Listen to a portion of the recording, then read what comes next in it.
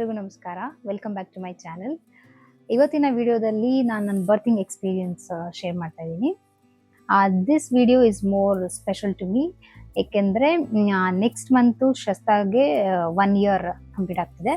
So ಈ ಟೈಮಲ್ಲಿ ಈ ವಿಡಿಯೋ ಮಾಡೋದು ಇಟ್ಸ್ ಪರ್ಫೆಕ್ಟ್ ಅಂತ ನನಗನ್ನಿಸ್ತು. And at the end of the video ನಾನು ಯಾವ ಡಾಕ್ಟ್ರನ್ನ ಕನ್ಸಲ್ಟ್ ಮಾಡಿದ್ದೆ ಆ್ಯಂಡ್ ನನ್ನ ಡೆಲಿವರಿ ಎಲ್ಲ ಆಗಿತ್ತು ಆ್ಯಂಡ್ ಪ್ಯಾಕೇಜ್ ಏನೇನು ತೊಗೊಂಡಿದ್ವಿ ಅದೆಲ್ಲದ್ರ ಬಗ್ಗೆ ನಾನು ಶೇರ್ ಮಾಡ್ತೀನಿ. Okay, let me start the story. ಅವತ್ತು Saturday, it was 12th October 2024, Vijayadashami ದಿನ. ಅವತ್ತು it was a normal day. ಅಂದರೆ ನನಗೆ ಡೆಲಿವರಿ ಆಗಿದ್ದು 37 weeks 5 days ಇರುವಾಗ ನನಗೆ ಡೇಟ್ ಕೊಟ್ಟಿದ್ದು 40 weeks. ಇವಾಗ ಎಲ್ರಿಗೂ ಎಕ್ಸ್ಪೆಕ್ಟೆಡ್ ಡೆಲಿವರಿ ಡೇಟು 40 weeks ಗೆ ಕೊಡೋದು. ಸೊ ನನ್ನ ಡೆಲಿವರಿ ಡೇಟ್ ಇದ್ದಿದ್ದು ಆನ್ 30th October. ಅಂದರೆ ಭರತ್ ಬರ್ತ್ಡೇ ಡೇಟ್ ಏನಿದೆಯೋ ಸೇಮ್ ಅದೇ ಡೇಟಿಗೆ ಅವಳದು EDD ಇದ್ದಿದ್ದು. So I was just praying ನನಗೆ ಅದೇ ಡೇಟಿಗೆ ಡೆಲಿವರಿ ಆಗಲಿ ಅಂತ. ಯೂಶಲಿ ಆ ಥರ ಆಗಲ್ಲ. ಕೆಲವೊಬ್ಬರಿಗೆ ಫುಲ್ ಟರ್ಮ್ ಇರೋರಿಗೆ 40 weeks ಕಂಪ್ಲೀಟ್ ಆದಮೇಲೆ ಕೆಲವರಿಗೆ ಪೇನ್ ಬರಲ್ಲ. ಅಟ್ ದಟ್ ಟೈಮ್ C-section ಮಾಡ್ತಾರೆ. ಸೊ ನನಗೂ ಅದೇ ಥರ ಆಗಲಿ, ಸೊ ದಟ್ ಭರತ್ಗೂ ಮತ್ತು ಶಸ್ತಾಗೂ ಸೇಮ್ ಬರ್ತ್ಡೇ ಮಂತ್ ಸಿಗುತ್ತೆ ಆ್ಯಂಡ್ ಸೇಮ್ ಡೇಟ್ ಸಿಗುತ್ತೆ ಅಂತ I was just praying. But ಅದೇನಾಯಿತು ಅಂತಂದರೆ ನನಗೆ 37 weeks 5 days ಇರುವಾಗ ಸ್ಯಾಟರ್ಡೇ ಮಾರ್ನಿಂಗ್, ಅಂದರೆ ವಿಜಯದಶಮಿ ದಿನ ಬ್ರ್ಯಾಕ್ಸ್ಟೋನ್ ಹಿಕ್ಸ್ ಅಂತ ಹೇಳ್ತಾರಲ್ವಾ, ಅಂದರೆ ಫಾಲ್ಸ್ ಲೇಬರು. ಅದು ನನಗೆ ಯೂಶಲಿ ಸೆಕೆಂಡ್ ಟ್ರೈಮಿಸ್ಟ್ರಲ್ಲಿ ಇರುವಾಗಲೇ ಸ್ವಲ್ಪ ಸ್ಟಾರ್ಟ್ ಆಗಿತ್ತು. ಆ್ಯಂಡ್ ಅವತ್ತೂ ಬಂತು. ಅಂದರೆ ಹೊಟ್ಟೆ ಸೈಡಲ್ಲಿ ಸಡನ್ನಾಗಿ ಹಂಗೆ ಇಟ್ಕೊಳುತ್ತೆ. ನಿಮ್ಗೆ ಯಾರ್ಯಾರು ಪ್ರೆಗ್ನೆಂಟ್ ಇದ್ರೆ ಅವ್ರಿಗೆ ಆಲ್ರೆಡಿ ಇವಾಗ ಫೀಲ್ ಆಗ್ತಿರುತ್ತೆ. Those are in second R third trimester. ಹಿಡಿದು ಬಿಡೋದು. ಆ ಟೈಮಲ್ಲಿ ಯೂರಿನ್ ಪಾಸ್ ಮಾಡಿದ್ರೆ ಅವಾಗ ಸ್ವಲ್ಪ ನಮಗೆ ರಿಲೀಫ್ ಆಗುತ್ತೆ. ಅವತ್ತು ಇತ್ತು ಅದೇ Braxton Hicks, but it was too much. ಅಂದರೆ ನನಗೆ ಇದು ಮುಂಚೆನೂ ಬರ್ತಿತ್ತಲ್ವಾ ಅಂತಲೂ ಅನಿಸ್ತಿತ್ತು. At the same time it was unusual. ಅಂದರೆ ಇಷ್ಟೊಂದು ಇರಲಿಲ್ವಲ್ಲ ಅನ್ನೋದು ಅನಿಸ್ತಾ ಇತ್ತು. ಎಲ್ಲೋ ಒಂದು ಕಡೆ ಇದು ಡೆಲಿವರಿ ಪೇನಾ ಏನೋ ಅಂತ ನನಗೆ ಫುಲ್ಲು ಡೌಟಲ್ಲೇ ಇದ್ದೆ. ಬಟ್ ನಾನು ಯಾರಿಗೂ ಶೇರ್ ಮಾಡಲಿಲ್ಲ. ಅಂದರೆ ನಾನು ನಮ್ಮಮ್ಮಗೂ ಫೋನ್ ಮಾಡಿ ಹೇಳಲಿಲ್ಲ, ಸುಮ್ಮನೆ ಪ್ಯಾನಿಕ್ ಆಗ್ತಾರೆ ಅಂತ. ಭರತ್ಗೂ ಅಷ್ಟು ಶೇರ್ ಮಾಡ್ಕೊಳಕ್ಕೆ ಹೋಗಲಿಲ್ಲ, ಅವನು ಸುಮ್ಮನೆ ಟೆನ್ಷನ್ ಮಾಡ್ಕೊತಾನೆ ಅಂತ. ಈ ಕಡೆ ನಮ್ಮ ಅತ್ತೆಗೂ ಹೇಳಿಲ್ಲ. ನಾವು ಅವತ್ತು ಗಾಡಿ ಎಲ್ಲ ಪೂಜೆ ಮಾಡಬೇಕು ಅಂತೇಳಿ ಭರತ್ತು ಎದ್ಬಿಟ್ಟು ಕಾರ್ನ ವಾಷಿಂಗ್ ಬಿಡಬೇಕು ಅನ್ನೋ ಪ್ಲ್ಯಾನಲ್ಲಿ ಇದ್ದಿದ್ದು. It was 7:30 I guess. ನಾನು ಎದ್ದಿದ್ದು 7:30ಗೆ. ಭರತ್ ಇನ್ನೂ ಮಲಗಿದ್ದ. ನನಗೆ ಪೇನ್ ಬರ್ತಿದೆ ಅಂತ ಫೀಲ್ ಆಗಕ್ಕೆ ಸ್ಟಾರ್ಟ್ ಆದಮೇಲೆ I started packing this hospital bag. ನಾನು ಒಂದು ಮಿಸ್ಟೇಕ್ ಮಾಡಿದ್ದೆ. ಅಂದರೆ 7th or 8th or 9th month, ಈ ಥರ್ಡ್ ಟ್ರೈಮಿಸ್ಟರ್ ಬಂದಾಗ ವಿ ಕಾಂಟ್ ಅಶ್ಯೂರ್ ಯಾವಾಗ ಡೆಲಿವರಿ ಆಗುತ್ತೆ ಅಂತ. ಸೊ ಆ ಟೈಮಲ್ಲಿ ನಿಮ್ಮ ಹಾಸ್ಪಿಟಲ್ಗೆ ಏನೇನು ಬೇಕಾಗಿರುತ್ತೆ ಮುಂಚೆನೇ ಶಾಪ್ ಮಾಡಿ ಪ್ಯಾಕ್ ಮಾಡಿ ಇಟ್ಕೊಂಡಿರಬೇಕು. ಬಟ್ ನಾನು ಶಾಪಿಂಗ್ ಎಲ್ಲ ಮುಗಿಸಿದ್ದೆ. I did everything. ಎಷ್ಟೊಂದು ತೊಗೊಂಡಿದ್ದೆ, ಎಲ್ಲನೂ ಆರ್ಡ್ರ್ ಬಂದಿದ್ದೆಲ್ಲ ಎಲ್ಲ ಒಂದು ಕಡೆ ಹೀಪ್ ಮಾಡಿ ಇಟ್ಟಿದ್ದೆ. ಬಿಟ್ಟರೆ ನಾನು ಯಾವುದೂ ಪ್ಯಾಕ್ ಮಾಡಿರಲಿಲ್ಲ. ಎಲ್ಲ ಒಂದು ಕಡೆ ಡಂಪ್ ಮಾಡಿದ್ದೆ. ಪ್ಯಾಕ್ ಮಾಡಬೇಕಿತ್ತು, ಇನ್ನೂ ಟೈಮ್ ಇದೆಯಲ್ಲ, ಸೊ ವೆಯ್ಟ್ ಮಾಡೋಣ ಅಂತ I just neglected it. But ಅವತ್ತು ಯಾವಾಗ ನನಗೆ ಪೇನ್ ಬರೋದಕ್ಕೆ ಸೆನ್ಸ್ ಆಯಿತು, ಇಮಿಡಿಯೇಟ್ ನಾನು ಹೋಗ್ಬಿಟ್ಟು ಫ್ರೆಶ್ ಅಪ್ ಆಗಿ ಬಂದು I started packing my hospital bag. ಭರತ್ಗೆ ಅದೊಂಥರ ಸರ್ಪ್ರೈಸ್ ಆಗೋಯಿತು. ಅಂದರೆ ಇವಳ್ಯಾಕೆ ಇಷ್ಟು ಸಡನ್ನಾಗಿ ಇದನ್ನು ಮಾಡ್ತಿದ್ದಾಳೆ ಅಂತ. ಈ ವಾಸ್ ಲೈಕ್, ಬಾ ಪುಟ್ಟಿ ಇನ್ನೊಂದು ಸ್ವಲ್ಪ ಹೊತ್ತು ಮಲ್ಕೋ, ಆಮೇಲೆ ಪ್ಯಾಕ್ ಮಾಡೋಣ, ನಾನು ಬರ್ತೀನಿ ಅಂತ ಹೇಳ್ದ. ಆ್ಯಂಡ್ ಸೇಮ್ ಡೇ ನಮಗೆ ಡಾಕ್ಟರ್ ಅಪಾಯಿಂಟ್ಮೆಂಟ್ ಇತ್ತು. ನನ್ನ ಗೈನಿ ಜೊತೆ ಅಪಾಯಿಂಟ್ಮೆಂಟ್ ಇತ್ತು. 10:30ಗೆ ಹೋಗ್ಬೇಕಿತ್ತು. ಸೊ 10:30ಗೆ ಹೋಗ್ಬೇಕಿತ್ತು. ಅಪಾಯಿಂಟ್ಮೆಂಟ್ ಹೋಗಬೇಕು, ಅದ್ರ ಜೊತೆಗೆ ಹಾಸ್ಪಿಟಲ್ ಬ್ಯಾಗ್ನು ಪ್ಯಾಕ್ ಮಾಡಬೇಕು, ಜೊತೆಗೆ ಇದೇನು ಫುಲ್ ಆಫ್ ಕನ್ಫ್ಯೂಷನ್ ನನಗೆ. ಅದಾದಮೇಲೆ 10:30 ಆಯಿತು. ನಾನು ಒಂದು ಮಿಸ್ಟೇಕ್ ಮಾಡಿದೆ. ಅಂದರೆ ಯಾರಿಗಾದ್ರೂ ಲೇಬರ್ ಪೇನ್ ಸ್ಟಾರ್ಟ್ ಆದರೆ, ಅಂದರೆ ನಿಮಗೆ ಕನ್ಫ್ಯೂಸ್ ಆದರೆ ಇದು ಲೇಬರ್ ಪೇನ್ ಆರ್ ಸುಮ್ಮನೆ ನಿಮಗೆ ಮುಂಚೆ ಥರ ಬ್ರ್ಯಾಕ್ಸ್ಟೋನ್ ಹಿಕ್ಸ್ ಬರ್ತಿದೆ ಅನ್ನೋದಾದರೆ ಬೆಟರ್ ಡೋಂಟ್ ಟೇಕ್ ಫುಡ್ ಅಥವಾ ಬ್ರೇಕ್ಫಾಸ್ಟ್ ಲಂಚ್ ಏನು ತಿನ್ನಬೇಡಿ. ಫಸ್ಟ್ ಹೋಗಿ ಡಾಕ್ಟ್ರನ್ನ ಕನ್ಸಲ್ಟ್ ಮಾಡಿ. ಏಕೆಂದರೆ ನನ್ನ ಕೇಸಲ್ಲಿ ಏನಾಯಿತು ಅಂದರೆ, ನನ್ನ ಪೇಯ್ನ್ ಇದ್ದರೂ ಕೂಡ ಅಂದರೆ ಎವ್ರಿ 5 minutes ಬರ್ತಿತ್ತು. ನಾನು 5 minutes ಕೂತ್ಕೊತಿದ್ದೆ ಪೇನ್ ಬಂದಾಗ. ಎಗೇನ್ 5 minutes ನಾನು ಆರಾಮಾದಾಗ ಹೋಗ್ಬಿಟ್ಟು ಲಗೇಜ್ ಅಂದರೆ ಹಾಸ್ಪಿಟಲ್ಗೆ ಪ್ಯಾಕ್ ಮಾಡ್ತಿದ್ದೆ. ಅದು ಮಾಡ್ತಾ ಇದ್ದೆ. But what I did is ನಾನು ಬ್ರೇಕ್ಫಾಸ್ಟ್ ಮಾಡ್ಕೊಂಡ್ಬಿಟ್ಟೆ. ನಂಗೆ ಗೊತ್ತಿರಲಿಲ್ಲ. ಸೊ ನಾನು ಅಪಾಯಿಂಟ್ಮೆಂಟ್ಗೆ ಹೋಗಬೇಕು, ತಿಂಡಿ ತಿನ್ಕೊಂಡು ಹೋಗೋಣ ಅಂತ ಹೇಳ್ಬಿಟ್ಟು ಬ್ರೇಕ್ಫಾಸ್ಟ್ ತಿಂದ್ಬಿಟ್ಟು ನಾವು ಹಾಸ್ಪಿಟಲ್ಗೆ ಹೋದ್ವಿ. ಅಲ್ಲಿ ಹೋದ್ಮೇಲೆ ಹೋಗೋದಕ್ಕಿಂತ ಮುಂಚೆ ನಾನು ನಮ್ಮ ಅತ್ತೆಗೆ ಹೇಳಿದೆ, ಈ ಥರ ನನಗೆ ಸ್ವಲ್ಪ ಸಿಂಪ್ಟಮ್ಸ್ ಇದೆ, but I am not sure. Doctor ಹತ್ರ ಫಸ್ಟು ಹೋಗಿ ಮಾತಾಡ್ಬಿಟ್ಟು ನಿಮಗೆ ಫೋನ್ ಮಾಡ್ತೀನಿ ಅಂತ. ಅಷ್ಟೆಲ್ಲ ಅವ್ರಿಗೆ ಸ್ವಲ್ಪ ಟೆನ್ಷನ್ ಆಯಿತು. ಆಮೇಲೆ ಕಾರಲ್ಲಿ ಹೋಗ್ತಾ ನಮ್ಮ ಅಮ್ಮಂಗೂ ಫೋನ್ ಮಾಡಿದೆ, ಈ ಥರ ಪೇನ್ ಅನಿಸ್ತಿದೆ, ಮೇ ಬಿ ಗೊತ್ತಿಲ್ಲ ಡಾಕ್ಟ್ರ್ ಏನು ಹೇಳ್ತಾರೋ, ಸೊ ಅಲ್ಲಿ ಕನ್ಸಲ್ಟ್ ಮಾಡಿ ನಿಮಗೆ ಕಾಲ್ ಮಾಡ್ತೀನಿ ಅಂತ ಹೇಳಿ ನಾನು ಬರೆದು ಹಾಸ್ಪಿಟಲ್ಗೆ ಹೋದ್ವಿ. ಹಾಸ್ಪಿಟಲ್ ರೀಚ್ ಆದ್ವಿ. ಹೋಗಿದ ತಕ್ಷಣ ನಾನು ಮ್ಯಾಮ್ಗೆ ಹೇಳಿದೆ, ನನಗೆ ಈ ಥರ ಅನಿಸ್ತಿದೆ, ಪೇಯ್ನು ಬಿಟ್ಟು ಬಿಟ್ಟು ಬರ್ತಿದೆ ಅಂತ. ಆವಾಗ ಮ್ಯಾಮು ಚೆಕ್ ಮಾಡಿ ಅವರು ಕಾಂಟ್ರಾಕ್ಷನ್ಸ್ ಬಂದಿದೆ ರೀ, ಡೆಲಿವರಿ ಮಾಡಬೇಕು, 2 ಸೆಂಟಿಮೀಟರ್ ಡೈಲೇಷನ್ ಇದೆ ಅಂತ ಹೇಳ್ಬಿಟ್ರು. ಅಷ್ಟೊತ್ತಿಗೆ ಸ್ವಲ್ಪ ಟೆನ್ಷನ್ ಆಯಿತು. ಟೆನ್ಷನ್ ಅಂತ ಅಂದರೆ ಯು ಆರ್ ನಾಟ್ ಪ್ರಿಪೇರ್ಡ್. ಇಷ್ಟು ದಿನ ನಾವಿಬ್ಬರೇ ಇದ್ವಿ, ಮಗು ಬರುತ್ತೆ ಅಂತ ಗೊತ್ತಿತ್ತು, ಬಟ್ ಇವತ್ತೇನಾ ಅನ್ನೋದು ಭಯ ಸ್ಟಾರ್ಟ್ ಆಯಿತು. ಭಯನೂ ಇತ್ತು, ಅದ್ರ ಜೊತೆ ಖುಷಿನೂ ಇತ್ತು. ಇವಾಗ ಅಡ್ಮಿಷನ್ ಆಗಬೇಕು, ಅಡ್ಮಿಷನ್ ಆಗಿ ಅಂತಲೇ ಹೇಳಿದ್ರು. ಮತ್ತು ಅದಕ್ಕೆ ಮುಂಚೆ ನಾವು ಡಿಸ್ಕಸ್ ಮಾಡಿದ್ವಿ whether to go with normal delivery or C section ಅಂತ. ನನಗೆ 7th ಮಂತಲ್ಲೇ ಇರುವಾಗ ಬೇಬಿ ಪ್ರೆಸೆಂಟೇಷನ್ ವಾಸ್ ಸೆಫಾಲಿಕ್, ಅಂದರೆ ತಲೆ ಕೆಳಗಡೆ ಆಗಿತ್ತು ಮಗು. ಮ್ಯಾಮ್ ಏನು ಹೇಳಿದ್ರು ನನ್ನ ಗೈನಕಾಲಜಿಸ್ಟ್ ಅಂದರೆ, ಬೇಬಿ ಟರ್ನ್ ಆಗಿದೆ, ಬಟ್ ಪೆಲ್ವಿಸಲ್ಲಿ ಹೆಡ್ ಫಿಕ್ಸ್ ಆಗಿಲ್ಲ. ಪೆಲ್ವಿಸಲ್ಲಿ ಹೆಡ್ ಫಿಕ್ಸ್ ಆದರೆ ಮಾತ್ರ ನಾರ್ಮಲ್ ಡೆಲಿವರಿ ಮಾಡೋದಕ್ಕಾಗೋದು. ನಾನು ಸ್ವಲ್ಪ ಕುಳ್ಳಕ್ಕಿರೋದ್ರಿಂದ ಹೆಡ್ ಫಿಕ್ಸ್ ಆಗೋದು ಸ್ವಲ್ಪ ಕಷ್ಟ ಇದೆ, ಬಟ್ ಟ್ರೈ ಮಾಡಿ ಅಂತ ಹೇಳಿದರು. ಆ್ಯಂಡ್ ನನ್ನ ಗೈನಕಾಲಜಿಸ್ಟ್ ಅವರು ನಾರ್ಮಲ್ ಡೆಲಿವರಿಗೆ ತುಂಬ ಸಪೋರ್ಟ್ ಮಾಡ್ತಾರೆ. ಇವರು ನಾನು ಚೂಸ್ ಮಾಡ್ಬೇಕಾದ್ರೆ ಅವರ ರಿವ್ಯೂಸ್ ನೋಡಿದಾಗಲೂ ಅಷ್ಟೇ, ತುಂಬ ಜನ ರಿವ್ಯೂ ಅಲ್ಲಿ ಬರೆದಿದ್ರು ಇವರು ನಾರ್ಮಲ್ ಡೆಲಿವರಿಗೆ ತುಂಬ ಸಪೋರ್ಟ್ ಮಾಡ್ತಾರೆ ಅಂತ, ಎಂಕರೇಜ್ ಮಾಡ್ತಾರೆ ಅಂತ. ಸೊ ಭರತ್ ನಾರ್ಮಲ್ ಡೆಲಿವರಿನೇ ಮಾಡಿಸ್ಕೋ ಅಂತ ಮುಂಚೆಯಿಂದನೂ ನನಗೆ ಹೇಳ್ಕೊಂಡು ಬಂದಿದ್ದ. ನಾನು ಓಕೆ ಅಂತ ಅಂದ್ಕೊಂಡು ಬಂದೆ. ಲಾಸ್ಟಲ್ಲಿ ಕ್ಲಾಸಸ್ಗೆ ಹೋಗಿದ್ದೆ, ಎಕ್ಸಸೈಸ್ ಎಲ್ಲನೂ ಕಲ್ತ್ಕೊಂಡಿದ್ದೆ, ಬಟ್ ಒಂದು ಮಾಡಲಿಲ್ಲ ನಾನು. ಲಾಸ್ಟ್ ಟ್ರೈಮಿಸ್ಟರ್ ಅಂತೂ ಬರೀ ತಿನ್ನು ಮಲಗು. ನಾನು 8th ಮಂತಿಂದನೇ ಮೆಟರ್ನಿಟಿ ಲೀವ್ ತೊಗೊಂಡೆ, ಯಾಕಂದರೆ ಬೇಬಿದು ವೆಯ್ಟ್ ಸ್ವಲ್ಪ ಕಡಿಮೆ ಇದೆ ಅಂತ ಸ್ಕ್ಯಾನಿಂಗಲ್ಲಿ ಬಂದಿತ್ತು, 29th ವೀಕ್. ಸೊ ನಾನೇನು ಮಾಡಿದೆ, 8th ವೀಕ್ದಿಂದನೇ ರಜೆ ತೊಗೊಂಡೆ, ಏಕೆಂದರೆ ನಾನು ಸರಿಯಾಗಿ ನಿದ್ದೆ ಮಾಡ್ತಿರ್ಲಿಲ್ಲ. ಬೆಳಗ್ಗೆ ಆಲ್ಮೋಸ್ಟ್ 5:30ಗೆ ಎದ್ದೇಳ್ತಿದ್ದೆ. ಭರತ್ 7:30 ಮನೆ ಬಿಡಬೇಕಿತ್ತು. ಬ್ರೇಕ್ಫಾಸ್ಟ್ ಎಲ್ಲ ಮಾಡೋದಕ್ಕೆ 5:15ಗೆ ಎದ್ದೇಳ್ತಿದ್ದೆ. ಮಧ್ಯ 1 ಅವರ್ ಸಿಕ್ತಿತ್ತು ಮಲಗೋದಕ್ಕೆ. ಅದಾದಮೇಲೆ ಹೇಗೆ ನಾನು ಕೆಲಸಕ್ಕೆ ಹೋಗ್ತಿದ್ದೆ. Work almost 9 hours 15 minutes. ಮನೆಗೆ ಬರೋದು ಒಂದು 7:30 ಆಗ್ತಿತ್ತು. ಮನೆಗೆ ಬಂದಮೇಲೆ ಊಟ ಮಾಡು, ಪಾತ್ರೆ ಗಿತ್ರೆ ಅದು ಅನ್ನೋ ಅಷ್ಟರಲ್ಲೇ ರಾತ್ರಿ 11-12 ಗಂಟೆ ಆಗ್ತಿತ್ತು. ಸೊ ನಾನು ಮಲಗ್ತಿದ್ದೆ very few hours.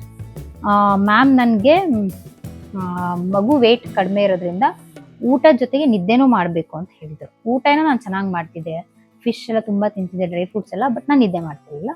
So from 8th month ನಾನು ಮೆಟರ್ನಿಟಿ ಲೀವ್ ಅಪ್ಲೈ ಮಾಡಿಕೊಂಡು ಚೆನ್ನಾಗಿ ಊಟ ಮಾಡಿ ನಿದ್ದೆ ಮಾಡೋಣ ಅಂತ ಆ ಪ್ಲ್ಯಾನಲ್ಲೇ ನಾನು ಲೀವ್ ತೊಗೊಂಡೆ. ಹಾಗೆ ಮಾಡಿದೆ, ಒಂದು ಎಕ್ಸಸೈಸ್ ಕೂಡ ನಾನು ಮಾಡಲಿಲ್ಲ. ನನಗೆ ಬ್ರೀತ್ ಇನ್ ಬ್ರೀತ್ ಔಟ್ ಎಕ್ಸಸೈಸೇ ಕರೆಕ್ಟಾಗಿ ಬರ್ತಾ ಇರಲಿಲ್ಲ. ಅಟ್ಲೀಸ್ಟ್ ಅದನ್ನಾದರೂ ಕಲ್ತ್ಕೊಂಡಿದ್ದಿದ್ರೆ ಪ್ರಾಬಬಲಿ ನನಗೆ ಸ್ವಲ್ಪ ಆ ಪೇಯ್ನ ಬೇರ್ ಮಾಡೋದಕ್ಕೆ ನಂಗೆ ಶಕ್ತಿ ಇರ್ತಿತ್ತು ಅನಿಸುತ್ತೆ. ಸೊ ಯಾರಾದರೂ ನಾರ್ಮಲ್ ಡೆಲಿವರಿಗೆ ಟ್ರೈ ಮಾಡ್ತಿದ್ರೆ breathe in breathe out exercise is must. ಅದು ಕಲ್ತ್ಕೊಂಡ್ರೆ ಎಷ್ಟೋ ಒಂದು ಪೇಯ್ನ ಬೇರ್ ಮಾಡೋ ಅಷ್ಟು ಪವರ್ ನಿಮಗೆ ಸಿಗುತ್ತೆ. ನಾನು ಅದೂ ಮಾಡಲಿಲ್ಲ.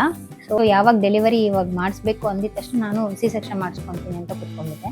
ನಾನು ಪೇಯ್ನ್ ತಡ್ಕೊಳಕ್ಕೆ ನಾನು ರೆಡಿ ಇಲ್ಲ, ಏಕೆಂದರೆ ಬೆಳಗ್ಗೆ 7:30 ಸ್ಟಾರ್ಟ್ ಆಗಿತ್ತು, ಆಲ್ರೆಡಿ 10:30 ಅಷ್ಟೊತ್ತಿಗೆ ನಾನು ಜಾಸ್ತಿ ಆಗಿಬಿಟ್ಟಿತ್ತು ಫ್ರೀಕ್ವೆನ್ಸಿ, ಅದು ಬಿಟ್ಟು ಬರೋದು. ಸೊ ನಾನು ಇಲ್ಲ, ನಾನು ಸಿ ಸೆಕ್ಷನ್ ಮಾಡಿಸ್ತೀನಿ ಅಂತ. ಬರೋದು ನಾರ್ಮಲ್ ಟ್ರೈ ಮಾಡು ಅಂತ. ನನಗೆ ಭಯ. ನಾರ್ಮಲ್ ಕಾಂಟ್ರಾಕ್ಷನ್ಸ್ ಆಗೋವರೆಗೂ ಪೇಯ್ನ್ ತಡ್ಕೋಬೋದು, ಆಮೇಲೆ ಪುಷ್ ಮಾಡಬೇಕಲ್ಲ, ಅವಾಗ ಆಗಿಲ್ಲ ಅಂದರೆ ಕಷ್ಟ ಆಗುತ್ತೆ. ಆಮೇಲೆ ಮ್ಯಾಮ್ ಇನ್ನೊಂದು ಹೇಳಿದ್ರು ನನಗೆ, ನಾರ್ಮಲ್ ನೀವು ಟ್ರೈ ಮಾಡಿ ಪರವಾಗಿಲ್ಲ, but at the end of the moment ಏನಾದರೂ ನಿಮಗೆ ನಾರ್ಮಲ್ ಆಗಲಿಲ್ಲ ಅಂತಂದರೆ ನಾನು ಎಮರ್ಜೆನ್ಸಿ ಸಿ ಸೆಕ್ಷನ್ ಮಾಡಬೇಕಾಗುತ್ತೆ.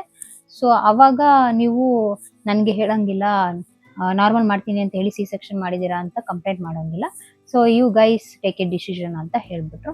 Then Bharat and me discuss ಮಾಡಿ ಓಕೆ ಸಿ ಸೆಕ್ಷನ್ನೇ ಮಾಡಿಸೋಣ ಅಂತ ಅಂದ್ಕೊಂಡ್ವಿ. ಬಟ್ ಸಿ ಸೆಕ್ಷನ್ ಮಾಡಿಸಿದ್ರೆ ಏನು ಪ್ರಾಬ್ಲಮ್ ಆಗುತ್ತಾ ಅಂತ ಅದೆಲ್ಲ ಒಂದಷ್ಟು ಡಿಸ್ಕಸ್ ಮಾಡಿದೆ ನಾನು. ಆ ಥರ ಏನಿಲ್ಲ, ಮ್ಯಾಮು ನಂದು ಸಿ ಸೆಕ್ಷನ್ನೇ ಅಂತ ಎಲ್ಲ ಹೇಳಿದ ಮೇಲೆ ಐ ವಾಸ್ ಕನ್ವಿನ್ಸ್ಡ್. ಆಮೇಲೆ ಓಕೆ ಆಯಿತು, ಸಿ ಸೆಕ್ಷನ್ನೇ ಮಾಡಿಸ್ಕೊ ಅಂತ ಹೇಳ್ದ. ತಿಂಡಿ ಯಾಕೆ ತಿನ್ನಬಾರ್ದು ಅಂತ ಹೇಳೋದಾದರೆ, ನಾನು 10:30 ತಿಂದ್ಬಿಟ್ಟಿದ್ದೆ. ಸೊ 6 to 8 ಅವರ್ಸ್ವರೆಗೂ ಅನಸ್ತೇಶ ಕೊಡಲ್ಲ. ಹೊಟ್ಟೆ ಖಾಲಿ ಇರಬೇಕು. ಖಾಲಿ ಇದ್ಮೇಲೆ ನಿಮಗೆ ಲೇಬರ್ ವಾರ್ಡಿಗೆ ಶಿಫ್ಟ್ ಮಾಡೋದು. ನಾನೇನು ಮಾಡಿದೆ, ತಿಂಡಿ ತಿಂದ್ಬಿಟ್ಟಿದ್ನಲ್ವಾ, ಸೊ ತುಂಬ ಹೊತ್ತು ವೆಯ್ಟ್ ಮಾಡಿಸಿದ್ರು. ನಾನು ಸಿ ಸೆಕ್ಷನ್ ಚೂಸ್ ಮಾಡಿದ ರೀಸನ್ ಬಂದು ಪೇನ್ ತಡ್ಕೊಳಕ್ಕಾಗಲ್ಲ ಅಂತ. ಬಟ್ ಅಲ್ಲಿ ನೋಡಿದ್ರೆ ಅವತ್ತು Cloud9 ಹಾಸ್ಪಿಟಲಲ್ಲಿ 7-8 ಮಕ್ಕಳು ಡೆಲಿವರಿ ಆಗಿದೆ. ಸೊ OT ಫುಲ್ಲು ಆಕ್ಯುಪೈಡ್ ಆಗಿತ್ತು. ನಾನು ಅಡ್ಮಿಷನ್ ಆಗಿದ್ದು ಇಟ್ ವಾಸ್ 2:30 ಐ ಗೆಸ್. ನಾನು ಮ್ಯಾಮ್ನ ಮೀಟ್ ಮಾಡಿ ಅಪಾಯಿಂಟ್ಮೆಂಟ್ ಎಲ್ಲ ಮುಗಿಸ್ಕೊಂಡು ಮತ್ತೆ ಮನೆಗೆ ಬಂದು ಇನ್ನೂ ಸ್ವಲ್ಪ ಏನೇನು ಪ್ಯಾಕಿಂಗ್ ಇತ್ತಲ್ಲೆಲ್ಲ ಮಾಡಿಕೊಂಡು ಲಗೇಜ್ ತೊಗೊಂಡು ಎಲ್ಲ ಹಾಸ್ಪಿಟಲ್ಗೆ ಹೋಗಿ ಅಲ್ಲಿ ರಿಸೆಪ್ಷನಿಸ್ಟ್ ಹತ್ರ ಮಾತಾಡಿ ಅವ್ರು ನಮಗೆ ಇಮಿಡಿಯೇಟ್ ನಮಗೆ ವಾರ್ಡ್ ಕೊಡಲಿಲ್ಲ. ಅಲ್ಲಿ ಫಸ್ಟು ಡೆಲಿವರಿ ಆಗಲಿ ಆಮೇಲೆ ವಾರ್ಡ್ ಕೊಡ್ತೀವಿ ಅಂತ ಹೇಳಿದರು. ಮುಂಚೆನೆಲ್ಲ ಪ್ರೀ ಬುಕ್ ಮಾಡಿದ್ವಿ. ದೆನ್ ನಾನು ಲೇಬರ್ ರೂಮ್ಗೆ ನನ್ನ ಶಿಫ್ಟ್ ಮಾಡಿದ್ರು, ಲೇಬರ್ ವಾರ್ಡ್ಗೆ. ಲೇಬರ್ ವಾರ್ಡ್ ಅಂತಂದರೆ OTಗೆಲ್ಲ ಇನ್ನು OT ಇನ್ನೂ ಜನ ಇದ್ದಾರೆ ಅಂತ ಹೇಳ್ಬಿಟ್ಟು ನನ್ನನ್ನು ಇನ್ನೊಂದು ರೂಮಲ್ಲಿ ಇರಿಸಿದ್ರು. ಅಲ್ಲೇ ಆಲ್ಮೋಸ್ಟ್ ಒಂದು 2 hours ಸ್ಪೆಂಡ್ ಮಾಡಿದ್ದೀನಿ. ಸರಿಯಾಗಿ ನೋವು ತಿಂದಿದ್ದೀನಿ. ಇವಳಿಗೆ ಡೆಲಿವರಿ ಆಗಿದ್ದು Cloud9 ಸಾಕಾನಗರ ಹಾಸ್ಪಿಟಲ್, ಈ ಕೊಡಗೇಳಿ ಗೇಟ್ ಬರೋದು ಹಿಂಭಾಗನೇ ಇದೆ. ಇದನ್ನ ನಾವು 5th ಮಂತಲ್ಲೇ ಬುಕ್ ಮಾಡ್ಕೊಂಡಿದ್ವಿ ಪ್ಯಾಕೇಜ್ ಎಲ್ಲ. ಅದ್ರ ಬಗ್ಗೆ ನಾನು ಲಾಸ್ಟಲ್ಲಿ ಹೇಳ್ತೀನಿ. ಸೊ ಅಡ್ಮಿಷನ್ ಆಯಿತು. It was 2:30 when I got admitted. ಅವಾಗ ಭರತ್ಗೆ ಅಲ್ಲೂ ಬಂದಿದ್ದ. ಅಲ್ಲಿ ಫುಲ್ಲು ಕಾಂಟ್ರಾಕ್ಷನ್ಸ್ ಜಾಸ್ತಿ ಆಗೋಯ್ತು. ನಂಗೆ ತಡ್ಕೊಳಕ್ಕೆ ಆಗ್ತಾಯಿಲ್ಲ, ನನಗೆ ಎಕ್ಸಸೈಸು ಬರಲ್ಲ, ನನಗೆ ಏನು ಹೆಂಗದು ಪೇನ್ ಬೇರ್ ಮಾಡೋದು ಒಂದು ಮೆಥಡು ಗೊತ್ತಿಲ್ಲ. ಫುಲ್ ಕಿಚಾಡ್ತಾ ಇದ್ದೀನಿ, ನಂಗೆ ನೋವು ಬರುತ್ತೆ, ನಂಗೆ ಆಗಲ್ಲ ಅಂತ. ಅಲ್ಲೇ ನರ್ಸ್ಗಳೆಲ್ಲ ಬರೋದು, ಚೆಕ್ ಮಾಡೋದು, ಬೇಬಿ ಹಾರ್ಟ್ ಬೀಟ್ ನೋಡೋದು, ಇದೇ ಆಗೋಯ್ತು. ಎಲ್ಲಿವರೆಗೂ ಅಂದರೆ 2:15 ಅಡ್ಮಿಷನ್ ಆದರೆ 4:15ವರೆಗೂ ಇದೇ ಮಾಡಿದ್ರು. ಕೊನೆಗೆ ನಾನು ಬರೋದಕ್ಕೆ ನಮ್ಮ ಡಾಕ್ಟ್ರಿಗೆ ಫೋನ್ ಮಾಡು, ಅವ್ರಿಗೆ ಬರೋದಕ್ಕೆ ಕೇಳು ಅಂದರೆ ನಮ್ಮ ಡಾಕ್ಟ್ರಲ್ಲಿ ವಿಸಿಟಿಂಗ್ ಡಾಕ್ಟರ್. ನಾವು ಬುಕ್ ಮಾಡಿದ್ದು Cloud9, ಬಟ್ ನಾವು ತೋರಿಸ್ತಿದ್ದು ರೆಗ್ಯುಲರ್ಗೆ ಕ್ಯಾಂಗರು ಸಾಕಾನಗರ. ಸೊ ಮ್ಯಾಮ್ ನೀವು ಹೋಗಿ ಅಡ್ಮಿಷನ್ ಆಗಿ ನಾನು ಬರ್ತೀನಿ ಅಂತ ಹೇಳಿದ್ರು. ನಾವು ಹೋಗಿ ಅಡ್ಮಿಷನ್ ಆಗಿ 2 hour ಪೇನ್ ತಿಂದ್ರೂ ಮ್ಯಾಮು ಬಂದಿರಲಿಲ್ಲ, OTನೂ ಸಿಕ್ಕಿಲ್ಲ. ಸೊ ಮ್ಯಾಮಿಗೆ ಕಾಲ್ ಮಾಡಿದ್ವಿ. ಪಾಪ ಮ್ಯಾಮ್ ಮತ್ತೆ Cloud9 ಅವ್ರಿಗೆ ಕಾಲ್ ಮಾಡಿ ಬೈದು OT ಬೇಗ ಕ್ಲಿಯರ್ ಮಾಡಿಕೊಡಿ ಅಂತ ಹೇಳಿ, ಅದಾದಮೇಲೆ ಮ್ಯಾಮ್ ಒಂದು 4:15 ಬಂದರು. ಅವಾಗ ಮ್ಯಾಮ್ ಹತ್ರನೂ ಫುಲ್ ಹತ್ಕೊಂಡೇ ಹೇಳ್ತಾ ಇದ್ದೆ, ನಂಗೆ ಪೇನ್ ಬರ್ತಾ ಇದೆ, ಇವ್ರು ನನಗೆ ಡೆಲಿವರಿ ಮಾಡ್ತಿಲ್ಲ, ಇನ್ನೇನಕ್ಕೆ ನಾನು ಸಿ ಸೆಕ್ಷನ್ ಚೂಸ್ ಮಾಡ್ಬೇಕಿತ್ತು. ಲಿಟ್ರಲಿ ನಾನು ಅಲ್ಲಿರೋ ನರ್ಸ್ಗಳಿಗೆಲ್ಲ ಬೈತಾ ಇದ್ದೆ, ಇನ್ನೇನಕ್ರಿ ನಾನು ಸಿ ಸೆಕ್ಷನ್ ಮಾಡಿಸ್ಕೋಬೇಕಿತ್ತು, ಇಷ್ಟು ಪೇನ್ ತಿನ್ನೋಗಿರೋ ನಾನು ನಾರ್ಮಲ್ ಡೆಲಿವರಿನೇ ಮಾಡಿಸ್ಕೊತಿದ್ದೆ, ಅಂದರೂ ನೀವು OT ಬಿಟ್ಕೊಡ್ತಾ ಇಲ್ಲ ಅಂತ. ಅವರು ಇಲ್ಲ ಮೇಡಮ್, ಬೇರೆಯವ್ರ ಡೆಲಿವರಿ ಆಗ್ತಿದೆ, ನಿಮ್ಮದು ಇನ್ನು ಸ್ವಲ್ಪ ಹೊತ್ತಾಗುತ್ತೆ, ಹಂಗಾಗುತ್ತೆ ಹಿಂಗಾಗುತ್ತೆ ಅಂತ ಹಂಗೆ ಮ್ಯಾನೇಜ್ ಮಾಡಿದ್ರು. ಪೇನ್ ಕಡಿಮೆ ಆದಾಗ ಯಾವುದೋ ಒಂದು 2 ಇಂಜೆಕ್ಷನ್ ಕೊಟ್ಟರು, ಅದರಲ್ಲೂ ಏನೂ ಸರಿ ಹೋಗಲಿಲ್ಲ. ಇನ್ನೊಂದು ಸ್ವಲ್ಪ ಹೊತ್ತು ತಡ್ಕೊಂಡ್ರೆ ಎಪಿಡ್ಯೂರಲ್ ಕೊಡ್ತೀವಿ, ಸೊ ನಾರ್ಮಲ್ ಟ್ರೈ ಮಾಡ್ಬೋದು ಅಂದರು. ನಾನು ಇಲ್ಲ ನಂಗೆ ಆಗೋದೇ ಇಲ್ಲ, ನಾನು ಸಿ ಸೆಕ್ಷನ್ಗೆ ಹೋಗ್ತೀನಿ ಅಂತ ಫುಲ್ ಫಿಕ್ಸ್ ಆಗಿಬಿಟ್ಟಿದೆ. ದಟ್ ಟೈಮ್ ಅಟ್ 4:30 ನನಗೆ 4 centimeter ಡೈಲೇಷನ್ ಆಗಿತ್ತು. ಸೊ ಒಂದು 6-7 ಆಗಿದ್ರೆ ನನಗೆ ಎಪಿಡ್ಯೂರಲ್ ಸಿಕ್ತಿತ್ತು, ಬಟ್ ನನಗೆ ತಡ್ಕೊಳೋ ಶಕ್ತಿನೇ ಇರಲಿಲ್ಲ. ಅದೊಂಥರ ಪೇನು, ಅದು ಹೇಳೋಕ್ಕೆ ಬರಲ್ಲ. ಸೊ ಅದಾದಮೇಲೆ ವೆಯ್ಟ್ ಮಾಡಿಸಿ 4:45 ಹಂಗೆ ನನಗೆ OT ಸಿಕ್ತು. ಆವಾಗ ಆಪ್ರೇಷನ್ಗೆ ಕರ್ಕೊಂಡೋದ್ರು. ಪಾಪ ಕೆಲವು ನರ್ಸ್ಗಳು ತುಂಬ ಚೆನ್ನಾಗಿ ನೋಡಿಕೊಂಡ್ರು. ನಾನು ಲೇಬರ್ ರೂಮಲ್ಲಿರುವಾಗ ತುಂಬ ಚೆನ್ನಾಗಿ ನೋಡಿಕೊಂಡ್ರು. ನನಗೆ ಪೇನ್ ಬಂದಾಗ ಏನು ಮಾಡಬೇಕು ಅಂತ ಹೇಳ್ತಾಯಿದ್ರು. ಭರತಲ್ಲೇ ಇದ್ದ ಅವನಿಗೂ ಹೇಳ್ತಾಯಿದ್ರು. ಅಷ್ಟು ಪೇನ್ ಬರ್ತಿದ್ರು ಕೂಡ ಕಾಂಟ್ರಾಕ್ಷನ್ಸ್ ಇರುವಾಗ ಅಳ್ತಿದ್ದೆ. ಕಾಂಟ್ರಾಕ್ಷನ್ ಸ್ವಲ್ಪ ಕಡಿಮೆ ಆಗಿದ ತಕ್ಷಣ ಭರತ್ ಜೊತೆ ಆರಾಮಾಗಿ ಮಾತಾಡ್ಕೊಂಡಿರ್ತಿದ್ದೆ. ಅಲ್ಲಿ ಭರತ್ ಒಂದು ಚೇರ್ ಕೂಡ ಇರಲಿಲ್ಲ. ಸೊ ಆ ನರ್ಸ್ ಹೇಳ್ತಾ ಇದ್ದೆ, ನಂಗೆ ನೆನಪಿದೆ, ನನ್ನ ಹಸ್ಬೆಂಡ್ಗೆ ಚೇರ್ ಕೊಡಿ, ಅವ್ನು ನಿಂತ್ಕೊಂಡಿದ್ದಾರೆ ಅಂತ. ಸೊ ಅಲ್ಲಿರೋ ನರ್ಸ್ಗಳು ಹೇಳ್ತಾ ಇದ್ರು, ನೋಡಿ ಸರ್, ನಿಮ್ಮ ಹೆಂಡತಿ ಪೇನಲ್ಲಿದ್ರು ಕೂಡ ನಿಮಗೆ ಚೇರ್ ಕೊಡಿ ನನ್ನ ಗಂಡಂಗೆ ಅಂತ ಹೇಳ್ತಿದ್ದಾರೆ, ಶಿ ಸೋ ಕೇರಿಂಗ್ ಅಂತ.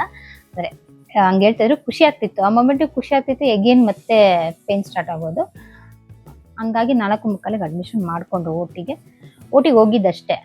ಅದಾದಮೇಲೆ ಇಮಿಡಿಯೇಟ್ ಅನಸ್ತೇಷ ಕೊಟ್ಟರು.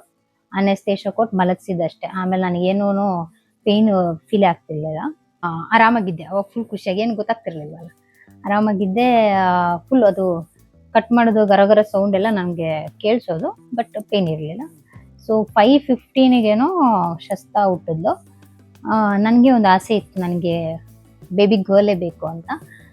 ಪ್ರೇ ಯಾವತ್ತೂ ಮಾಡಿಲ್ಲ, ಯಾಕೆಂದರೆ ಬಾಯ್ ಬೇಬಿ ಇರುತ್ತೆ, ಗರ್ಲ್ ಬೇಬಿ ಇರುತ್ತೆ, ಗೊತ್ತಿಲ್ಲ ಅಲ್ಲ. ಸೊ ಬಟ್ ನನಗೆ ತುಂಬ ಇಷ್ಟ ಆಯಿತು, ನನಗೆ ಹುಡುಗಿ ಬೇಕು ಅನ್ನೋದು. ಭರತ್ಗೆ ಬಾಯ್ ಬೇಬಿ ಇಷ್ಟ ಆಯಿತು. ದ ಸಿಂಪಲ್ ರೀಸನ್ ಈಸ್ ಅವನಿಗೆ ಹುಡುಗಿ ಆದ್ರೆ ಫ್ಯೂಚರಲ್ಲಿ ಅವಳಿಗೆ ಮದುವೆ ಮಾಡಿ ಬೇರೆಯವ್ರ ಮನೆಗೆ ಕಳಿಸ್ಬೇಕು, ಅವ್ರು ತುಂಬ ಹರ್ಟ್ ಆಗುತ್ತೆ. ಸೊ ನಂಗೆ ಇಷ್ಟ ಇಲ್ಲ, ಹುಡುಗ ಇರಲಿ ಅಂತ ಅವನು ಹೇಳ್ತಿದ್ದ. ಫೈನಲ್ ನನ್ನ ಆಸೆ ಥರನೇ ಹುಡುಗಿ ಆಯಿತು. ಐ ಥಿಂಕ್ ಇದ್ರಷ್ಟು ಸರ್ಪ್ರೈಸಿಂಗ್ ನ್ಯೂಸ್ ನಿಮ್ಮ ಲೈಫಲ್ಲಿ ಎಲ್ಲೂ ಸಿಗಲ್ಲ. ಏಕೆಂದರೆ ನಿಮಗೆ ಯಾವ ಬೇಬಿ ಇರುತ್ತೆ ಅಂತಲೇ ನಿಮಗೆ ಗೊತ್ತಿರಲ್ಲ. ಸೊ ಒಂದು ಕಡೆ ಪೇಯ್ನ್ ಅದು ಇದು ಕನ್ಫ್ಯೂಷನ್ಸ್ ಇದ್ದರೆ ಅಟ್ ದಿ ಸೇಮ್ ಟೈಮ್ ಯಾವ ಮಗು ಆಗುತ್ತೋ ಅನ್ನೋ ಖುಷಿ ಜಾಸ್ತಿ ಇರುತ್ತೆ. 5:15 5:20 ಹಂಗೆ ಡೆಲಿವರಿ ಆಯಿತು. ನನ್ನ ಮ್ಯಾಮ್ ಹೇಳಿದ್ರು, congratulations Arpita, it's a baby girl ಅಂತ. ನನಗಂತೂ ಸಖತ್ ಖುಷಿ ಆಗ್ಬಿಡ್ತು. ಅಂದರೆ ನಾನು ಇಷ್ಟಪಟ್ಟಿದ್ದು ಮಗುನೇ ನನಗೆ ಆಯಿತು ಅಂತ. ಆಮೇಲೆ ಮಗು ನೋಡ್ತೀರಾ ಅಂತ ಕೇಳಿದ್ರು. ಐ ವಾಸ್ ಲೈಕ್ ನೋ, ನನಗೆ ಫಸ್ಟ್ ಭರತಿಗೆ ತೋರಿಸಿ ದೆನ್ ನಾನು ನೋಡ್ತೀನಿ ಅಂತ ಹೇಳಿದೆ. ಲೇಟರ್ ಭರತ್ನ ಕರೆದ್ಬಿಟ್ಟು ಮಗುನ ತೋರಿಸಿದ್ರು. ಅವ್ನು ಹೆಂಗೆ ಅಂದರೆ ಅವನಿಗೆ ಒಂಚೂರು ಬ್ಲಡ್ ಅಂದ್ರೇ ಆಗಲ್ಲ. ಒಂದು ಯಾರಾದರೂ ಆಕ್ಸಿಡೆಂಟ್ ಪಿಕ್ಸ್ ತೋರಿಸ್ಬಿಟ್ರೆ ಅವನೊಂಥರ ರಿಯಾಕ್ಷನ್ ಕೊಡ್ತಾನೆ. ಅವನಿಗೆ ಒಂಥರ ಭಯ, ಬ್ಲಡ್ ಅಂದರೆ ಆಗಲ್ಲ. ನಾನು ಮುಂಚೆಯಿಂದನೇ ಹೇಳ್ತಿದ್ದೆ, ಅಕಸ್ಮಾತ್ ನಂಗೆ ನಾರ್ಮಲ್ ಆಗೋದಾದ್ರೆ ಅವ್ನು ಹೆಂಗೆ ಒಳಗಡೆ ಬಿಡ್ತಾರೆ ನಾರ್ಮಲ್ ಆದರೆ ಹಸ್ಬೆಂಡ್ನ ಫಾರ್ ಸಪೋರ್ಟ್. ಆವಾಗ ನೀನು ನೋಡಿ ಎದ್ರುಕೋಬೇಡ, ಪ್ಯಾನಿಕ್ ಆಗಬೇಡ ಅಂತ ಮುಂಚೆನೇ ಹೇಳ್ತಿದ್ದೆ. ನೋಡಿದ್ರೆ ನನಗೆ ಡೆಲಿವರಿ ಟೈಮಲ್ಲಿ ಒಳಗಡೆ ಬಿಡಲಿಲ್ಲ. ಬಟ್ ಪಾಪು ಆದಮೇಲೆ ಪಾಪು ನೋಡೋದಕ್ಕೆ ಬಿಟ್ರಲ್ಲ, ಅವಾಗಿನ್ನೂ ನನಗೆ ಸ್ಟಿಚಸ್ ಎಲ್ಲ ಹಾಕ್ತಾಯಿದ್ರು. ಅವಾಗ ಬಂದ, ಅವದೆಲ್ಲ ನೋಡಿದ್ದಾನೆ. ಇನ್ನೂ ಅವಾಗ ನನಗೆ ಸ್ಟಿಚಸ್ ಆಗ್ತಾಯಿದ್ರು. But it was normal. ಅಂದರೆ ಅವ್ನಿಗೇನು ಅನಿಸ್ಲಿಲ್ಲ ಅನಿಸುತ್ತೆ that time, I don't know. Normal ಆಗಿದ್ದ. ಪಾಪು ನೋಡ್ದ. ಅವ್ನು ಪಾಪು ನೋಡ್ತೀನಿ ಫಸ್ಟ್ ನನ್ನ ನೋಡಬೇಕಿತ್ತು. ಸೊ 2 ಮಿನಿಟ್ಸ್ ಪಾಪು ನೋಡ್ಕೊಂಡು ಬಂದು ನನ್ನ ಪಕ್ಕ ಕೂತ್ಕೊಂಡ. And the first thing I asked was, ಪಾಪು ಕೂದಲು ಚೆನ್ನಾಗಿದೆಯಾ ಅಂತ. ನನಗೆ ಕೂದಲು ಹುಡುಗಿ ಬೇಕು ಅನ್ನೋದು ಒಂದು ಆಸೆ ಇದ್ದರೆ, ಕೂದಲು ಜಾಸ್ತಿ ಇರಬೇಕು ಅನ್ನೋದು ಇನ್ನೊಂದು ಆಸೆ ಆಗಿತ್ತು. ಭರತ್ಗೂ ಕೂದಲು ತುಂಬ ಚೆನ್ನಾಗಿದೆ, ವೆರಿ ಸಾಫ್ಟ್. ನಂದೂ ಹೇರ್ ತುಂಬ ಸಿಲ್ಕಿ ಆಗಿದೆ. ಸೊ ಪಾಪುಗೂ ಕೂದಲು ಚೆನ್ನಾಗಿ ಬರಬೇಕು ಅನ್ನೋದು it was a second dream for me. And ನನಗೆ ಅದೂ ನಿಜ ಆಯಿತು. ತಲೆ ತುಂಬ ಹೇರು, ಅಂದರೆ ನಾನು ನೋಡಿರಲಿಲ್ಲ. ಭರತ್ ನೋಡ್ಕೊಂಬಂದು ಕೂತಿದ ತಕ್ಷಣನೇ ಅವ್ನ ಅಪ್ಪ ಕೂತ್ಕೊಂಡು ನನ್ನ ತಲೆ ಸವರ್ತಾ ಇದ್ರೆ ನಾನು ಕೇಳಿದ್ದೆ, ಪಾಪ ಕೂದಲು ಜಾಸ್ತಿ ಇದೆಯಾ, ಕೂದಲು ಜಾಸ್ತಿ ಇದೆಯಾ, ಹೇಳು ಅಂತ. ಅವನಿಗೆ ನನ್ನ ಸ್ಟೇಷನ್ ನೋಡಿ ಸ್ವಲ್ಪ ಬೇಜಾರಿತ್ತು. ಬಟ್ ಇದೆ ಅಂತ ಹೇಳ್ತಾ ಇದ್ದ. ಅದಾದಮೇಲೆ ಒಂದು ಫ್ಯೂ ಮಿನಿಟ್ಸ್ ಆದಮೇಲೆ ಪಾಪುನ ಕರ್ಕೊಂಡ್ಬಂದು ಅದೇ ಸ್ಕಿನ್ ಟು ಸ್ಕಿನ್ ಮಾಡಿಸೋದಕ್ಕೆ ಕರ್ಕೊಂಡ್ಬಂದರು. ಅವಳನ್ನ ಪಕ್ಕದಲ್ಲಿ ಇಟ್ಟಾಗ ಅದೊಂದು ಇನ್ನೊಂದು ಥರ ಫೀಲಿಂಗು. ಫುಲ್ಲು ಬಿಸಿ ಬಿಸಿ ಇತ್ತು ಮಗು, ಸಕ್ಕತ್ತಾಗಿತ್ತು. ಅದು ಇಟ್ಕೊಂಡಾಗ ಸಿಗೋ ಕಂಫರ್ಟ್ ಮಗುನ, ಇಟ್ಸ್ ಅನದರ್ ಲೆವೆಲ್. ಅದಾಗಿ ಫ್ಯೂ ಮಿನಿಟ್ಸ್ ಆದಮೇಲೆ ಮಗುನ ಕರ್ಕೊಂಡ್ಬಂದು ಕೊಟ್ಟರು. ಫುಲ್ ಸ್ವ್ಯಾಡಲ್ ಮಾಡಿದ್ರು ಅವಳನ್ನ. ಕರ್ಕೊಂಡು ಪಕ್ಕದಲ್ಲಿ ಇಟ್ಟಾಗ ಆ ಫೀಲೇ ಬೇರೆ. ಫುಲ್ ಬಿಸಿ ಬಿಸಿ ಆಗಿದ್ದು ಆ ಫೀಲೇ ನೆಕ್ಸ್ಟ್ ಲೆವೆಲ್ ಅನಿಸುತ್ತೆ. ಅಷ್ಟೇ, ನಾನೊಂದು ಸ್ವಲ್ಪ ಜಾಸ್ತಿ ಹೊತ್ತು ಮಗು ನೋಡೋಕ್ಕಾಗಲಿಲ್ಲ ಅಷ್ಟೇ. ಅದಾಯಿತು. ಅದಾದಮೇಲೆ ಇನ್ನೊಂದು ವಾರ್ಡಿಗೆ ನಮ್ಮನ್ನು ಶಿಫ್ಟ್ ಮಾಡಿದ್ರು. ಅಲ್ಲಿ 1 hour ಇರಬೇಕು. ಅದಾದಮೇಲೆ ನಿಮ್ಮ ವಾರ್ಡಿಗೆ ಶಿಫ್ಟ್ ಮಾಡ್ತೀವಿ ಸ್ಟೇ ಆಗೋದಕ್ಕೆ ಅಂತ ಹೇಳಿದ್ರು. ನಾನು ಒಂದು ಕಡೆ ಮಲಗಿದ್ದೆ, ನನ್ನ ಪಕ್ಕ ಶಸ್ತನ ಮಲಗಿಸಿದ್ರು. ನಾವು ಎಷ್ಟೊಂದು ವಿಷಯದಲ್ಲಿ ಸೀರಿಯಸ್ಲಿ ಬ್ಲೆಸ್ಡ್ ಅಂತ ಅನಿಸುತ್ತೆ.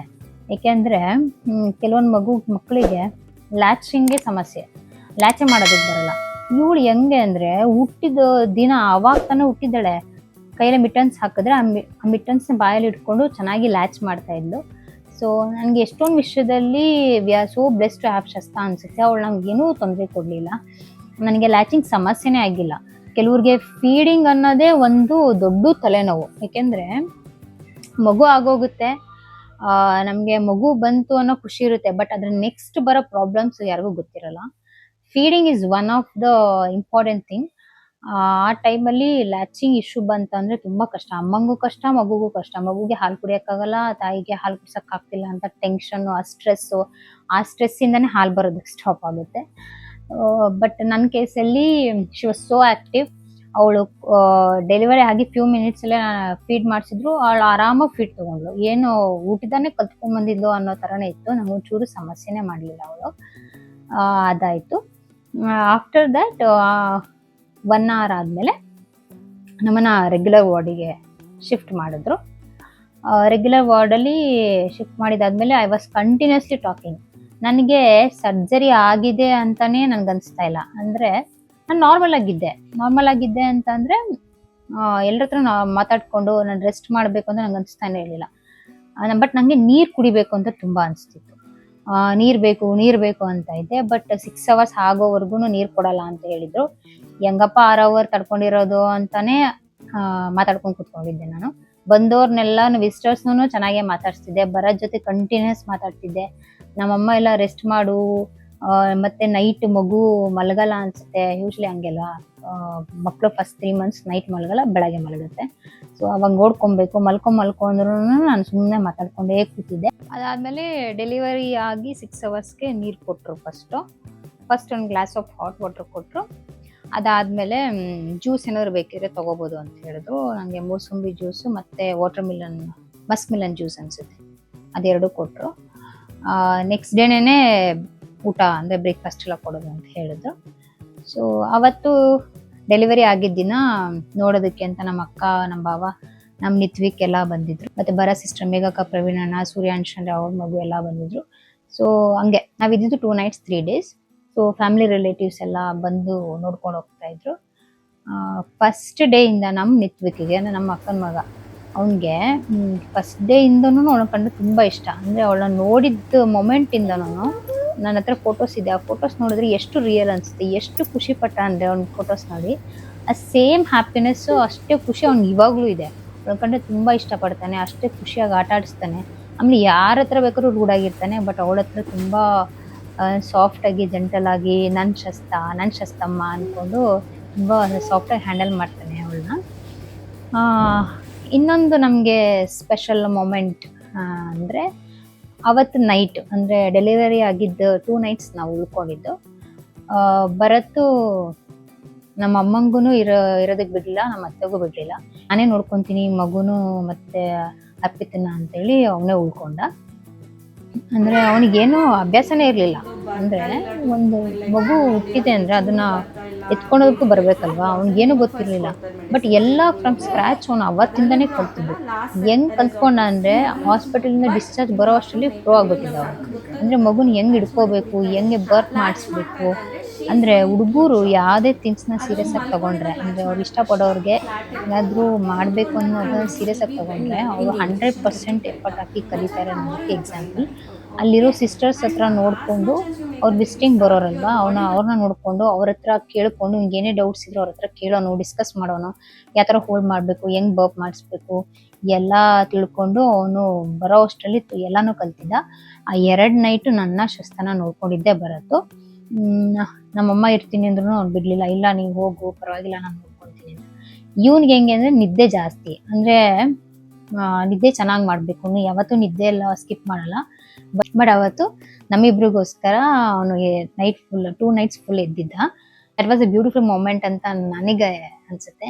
ಏಕೆಂದರೆ ಅವತ್ತು ನಮ್ಮ 3 ಜನ, ಯಾರೂ ಇಲ್ಲ, ನಾನು ಬರತ್ತು ನಮ್ಮ ಪಾಪು. ಸೊ ಅವತ್ತು ನಮ್ಮ 3 ಜನ ಇದ್ದಿದ್ದು ತುಂಬ ಸ್ಪೆಷಲ್ ಆಗಿತ್ತು. ಪಾಪು ಯಾವಾಗ ಎದ್ದುಬಿಟ್ಟು ಫೀಡಿಂಗ್ ಕೊಡೋನು, ಬರ್ಪ್ ಮಾಡಿಸೋನು, ಮಲಗಿಸೋನು, ಇದರಲಿಲ್ಲ ಅಂತಂದರೆ ಸ್ಕಿನ್ ಟು ಸ್ಕಿನ್ ಮಾಡಿಸೋದು ಎಲ್ಲ ಅವನೇ ಫುಲ್ ನೋಡ್ಕೊಂಡಿದ್ದು. ಅದಾದಮೇಲೆ 2 nights 3 days ಆದಮೇಲೆ ನಾವು ಅಲ್ಲಿಂದ ಡಿಸ್ಚಾರ್ಜ್ ಆದ್ವಿ. ಇನ್ನೊಂದು ಥಿಂಗ್ ಅಂದರೆ ಶಸ್ತಾಗೆ ಜಾಂಡೀಸ್ ಕೂಡ ಇರಲಿಲ್ಲ. ಅಂದರೆ ಕೆಲವು ಮಕ್ಕಳಿಗೆ ಜಾಂಡೀಸ್ ಇರುತ್ತೆ, ಅದನ್ನು ಮತ್ತೆ ಬ್ಲೂ ಲೈಟಲ್ಲಿ ಇಡಬೇಕು, ಫೋಟೋಥೆರಪಿ ಅದೆಲ್ಲ ಮಾಡಿಸ್ಬೇಕು, ಅದೆಲ್ಲ ಇರುತ್ತೆ. ಇವಳಿಗೆ ಇರಲಿಲ್ಲ ಅಂತಂದರೆ ತುಂಬ ಕಡಿಮೆ ಇತ್ತು. ಸೊ ಅದಕ್ಕೇನು ಟ್ರೀಟ್ಮೆಂಟ್ ಬೇಡ ಅಂತಲೇ ಹೇಳಿದರು. ಆಮೇಲೆ ಇವಳ ಬರ್ತ್ ವೇಟ್ ಬಂದು 3.16 kg ಇದ್ಲು ಇವಳು. 29th ವೀಕಲ್ಲಿ ಚೆಕ್ ಮಾಡಿದಾಗ ಗ್ರೋತ್ ಸ್ಕ್ಯಾನಲ್ಲಿ 1.3 ಇದ್ಲು. ಅಂದರೆ ಮಿನಿಮಮ್ 1.5 ಇರಬೇಕಿತ್ತು, ಬಟ್ 1.3 ಇದ್ಲು. ಆಫ್ಟರ್ ದ್ಯಾಟ್ ನಾನು 37 weeks 5 days ಬರೋ ಅಷ್ಟರಲ್ಲಿ 3 kg ದಾಟ್ಬಿಟ್ಟಿದ್ಲು. ಯಾವಾಗ ಬೇಬಿ ವೇಟ್ ಕಡಿಮೆ ಇದೆ ಅಂತ ಹೇಳಿದ್ರು ಅವಾಗಿಂದ ನಿದ್ದೆ ಮಾಡೋಕ್ಕೆ ಸ್ಟಾರ್ಟ್ ಮಾಡಿದೆ. ಸೆಕೆಂಡ್ ಥಿಂಗ್, ನಾನು ವೀಕಲ್ಲಿ 2 to 3 times ಫಿಶ್ ತಿಂತಿದ್ದೆ. ಅಂದರೆ ಬರತ್ತು ಕೆಲ್ಸದಿಂದ ಬರ್ತಿದ್ದೇ ಲೇಟು, 7:30 ಹಂಗೆ ಬರ್ತಿದ್ದ. ಬಟ್ ಬಂದಿದ್ದ ತಕ್ಷಣ ಫುಲ್ಲು ಕೆಲಸ ಕಿಚನ್ದು ಅವನೇ ತೊಗೊಂಡ್ಬಿಟ್ಟಿದ್ದ. ಅಂದರೆ 3rd trimester ಅಂತೂ ಬರೋದು, ಜಸ್ಟ್ ಬೇಗ ಡ್ರೆಸ್ ಚೇಂಜ್ ಮಾಡೋದು, ಫ್ರೆಶ್ ಅಪ್ ಆಗೋದು, ಫಿಶ್ ಫ್ರೈ ರೆಡಿ ಮಾಡೋದು, ಫಿಶ್ ಫ್ರೈ ಮಾಡೋದು, ತಿನ್ನಿಸೋದು, ನೈಟ್ ಮಲಗೋಕ್ಕಿಂತ ಮುಂಚೆ ಡ್ರೈ ಫ್ರೂಟ್ ಜ್ಯೂಸ್ ಮಾಡೋದು, ಕೊಡೋದು, ಅದೇ ಥರ ಅವನು ಫಿಕ್ಸ್ಡ್ ರೂಟೀನ್ ಆಗೋಗಿತ್ತು ಲಾಸ್ಟ್ ಟ್ರೈಮಿಸ್ಟರು. ಮೇ ಬಿ ಆ ಫಿಶ್ಶಿಂದನೇ ನನ್ನ ಬೇಬಿ ವೆಯ್ಟ್ ಜಾಸ್ತಿ ಆಯಿತು ಅಂತ ನಮಗನ್ಸುತ್ತೆ. ಚೆನ್ನಾಗಿ ನಾನು ನಾನ್ ವೆಜ್ ಎಲ್ಲ ತಿಂದಿದ್ದೆ, ಎಗ್ಸ್ ಎಲ್ಲ ತಿಂದಿದ್ದೆ, ಡ್ರೈ ಫ್ರೂಟ್ಸ್ ತುಂಬ ತಿಂದಿದ್ದೆ. ಸೊ ಯಾರೇ 7th 8th month 9th monthಲ್ಲಿ ಇರ್ತೀರೋ ಅವ್ರು ಆದಷ್ಟು ನಾನ್ ವೆಜ್ ಇಂಕ್ಲೂಡ್ ಮಾಡ್ಕೊಳ್ಳಿ ನಿಮ್ಮ ಡಯಟಲ್ಲಿ. ನಿಮ್ಮ ಡಾಕ್ಟರ್ ಹತ್ರ ಫಸ್ಟ್ ಮಾತಾಡಿ, ಅದ್ರ ಜೊತೆ ನಿಮ್ಗೆ ಇಷ್ಟ ಅಂದರೆ ನಿಮ್ಮ ಡಯಟಲ್ಲಿ ಜಾಸ್ತಿ ನಾನ್ ವೆಜ್ ಇನ್ಕ್ಲೂಡ್ ಮಾಡಿ, fish and all, and dry fruits is must. ಅದಾದಮೇಲೆ ಇವಳಿಗೆ ಡಿಸ್ಚಾರ್ಜ್ ಆಗೋ ಟೈಮಲ್ಲಿ ಬೇಸಿಕ್ ಟೆಸ್ಟ್ ಇರುತ್ತಲ್ಲ, ಅದು ಇಯರ್ ಟೆಸ್ಟು ಅದೇನೇನೋ ನನಗೆ ಸರಿಯಾಗಿ ಗೊತ್ತಿಲ್ಲ, ಬ್ಲಡ್ ಟೆಸ್ಟು ಅದೆಲ್ಲ ಮಾಡಿದ್ರು. Everything was normal. ಸೊ ಇನ್ನು 2-3 ಡೇಸ್ ಬಿಟ್ಟು ಪೀಡಿಯಾಟ್ರಿಷಿಯನ್ ಒಂದ್ಸತಿ ಕನ್ಸಲ್ಟ್ ಮಾಡಿ ಇನ್ನೊಂದ್ಸತಿ ಇದು ಏನಪ್ಪ ಜಾಂಡಿಸ್ ಚೆಕ್ ಮಾಡ್ತಾರೆ ಅಂತ ಎಲ್ಲ ಹೇಳಿದ್ರು. ಅವತ್ತೇ 2 ನೈಟ್ಸ್ ಆಯಿತು. ನೆಕ್ಸ್ಟ್ ಡೇ ಅಂದರೆ ನಾವು ಸ್ಯಾಟರ್ಡೆ ಅಡ್ಮಿಷನ್ ಆಗಿದ್ದು, ಸ್ಯಾಟರ್ಡೆ ಸಂಡೇ ಮಂಡೇ ಡಿಸ್ಚಾರ್ಜ್ ಇತ್ತು. ಅವತ್ತು ಬೆಳಗ್ಗೆ ಎಲ್ಲ ಪ್ರೊಸೀಜರ್ ಎಲ್ಲ ಮುಗಿಸ್ಕೊಂಡು, ಅಂದರೆ ಬಿಲ್ ಪೇ ಎಲ್ಲ ಮಾಡಿ, ಅದಾದಮೇಲೆ ಅವಳದು ಫೋಟೋಶೂಟ್ ಇತ್ತು. ಫೋಟೋಶೂಟ್ ಎಲ್ಲ ಮುಗಿಸ್ಕೊಂಡು ನೆಕ್ಸ್ಟ್ ನಾವು ಮನೆಗೆ ಬಂದ್ವಿ. ಇದು ನನ್ನ ಬರ್ತಿಂಗ್ ಎಕ್ಸ್ಪೀರಿಯನ್ಸು. ತುಂಬ ಖುಷಿ ಇದೆ. ಅಂದರೆ ಆ ಡೇಸ್ ನೆನೆಸ್ಕೊಂಡ್ರೆ, ರಿಕಾಲ್ ಮಾಡಿದ್ರೆ ಮತ್ತೆ ಆ ಡೇಸ್ಗೆ ಹೋಗಬೇಕು ಅಂತ ಅನಿಸುತ್ತೆ. ಆ್ಯಂಡ್ ಕೆಲವು ಥಿಂಗ್ಸು ನಾನು ಹಾಗೇನೆ ಸೇವ್ ಮಾಡಿ ಇಟ್ಕೊಂಡಿದ್ದೀನಿ. ಎಲ್ಲರೂ ಮಾಡ್ತಾರೆ ಅವ್ರ ಮಕ್ಳಿಗೆ ಮೆಮೊರಿಗೋಸ್ಕರ.